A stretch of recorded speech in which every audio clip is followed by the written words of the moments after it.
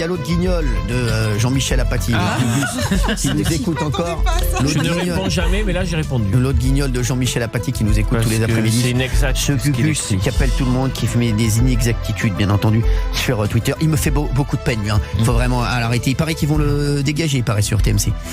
Il paraît, c'est ce que j'ai entendu. Ouais. Je peux expliquer ce qui s'est passé. Il paraît qu'il va signer, on parle de lui sur BFM. Ah bon? J'ai entendu. On parle de lui sur BFM, on parle de Jean-Michel Apathy sur BFM, il partirait sur BFM. Voilà, oui, bon BFM, voilà. Donc BFM, alors, déjà qu'ils sont la ramasse sur les audiences, ça va encore baisser. Je pense que CNews peut se frotter les mains, ils vont encore monter.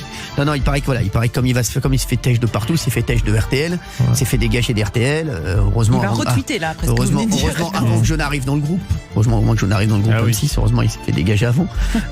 Et donc là apparemment je pense qu'il va partir sur BFM parce que je pense que le groupe TF1 en a un petit peu marre de ses frasques. Voilà.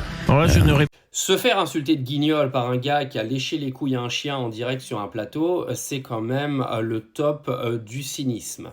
Non mais qu'on se le dise, Cyril Hanouna en termes de guignolerie, c'est un peu le niveau du PSG en Ligue 1, il a 20 points d'avance sur le deuxième quoi.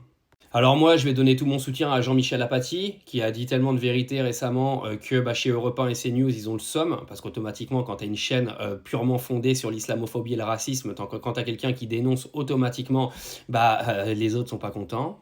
Alors, je suis pas un grand fan de BFM, loin de là, mais si Jean-Michel Apathy peut avoir un message qui se relaie un petit peu plus que sur TMC et RTL, écoutez, ça fera pas de mal et ça fera rager encore plus Hanouna et sa bande d'islamophobes.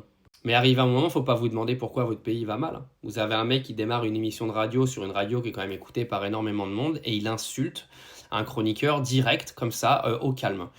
En fait, faut pas s'étonner pourquoi le pays part à volo. Quand vous avez des gens qui aujourd'hui se permettent d'insulter en permanence sur des chaînes de télé, des chaînes de radio, sans que l'Arcom fasse son travail, sans que ce soit régulé, vous allez, au fur et à mesure des années, continuer d'alimenter, de monter la haine des uns contre les autres, et des gens comme Cyril Hanouna, qui aujourd'hui ont une portée énorme dans ce qu'ils disent, vont emmener ce pays à leur perte. Alors, Cyril Hanouna, lui, va te dire que non, mais c'est une réalité. Aujourd'hui, vous avez des gens qui adulent Hanouna et qui écoutent et qui boivent l'intégralité de sa bave.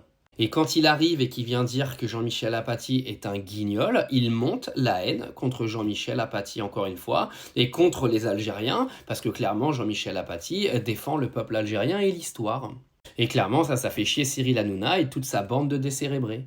Mais moi je vous le dis, et je le répète encore une fois, il va falloir que ça s'arrête, il va falloir qu'il y ait une régulation dans les médias, parce que je vous le dis, dans des pays comme en Angleterre, ce genre de discours, ça n'existe pas. C'est pas autorisé en fait. Il n'y a que chez nous que c'est comme ça. C'est incroyable.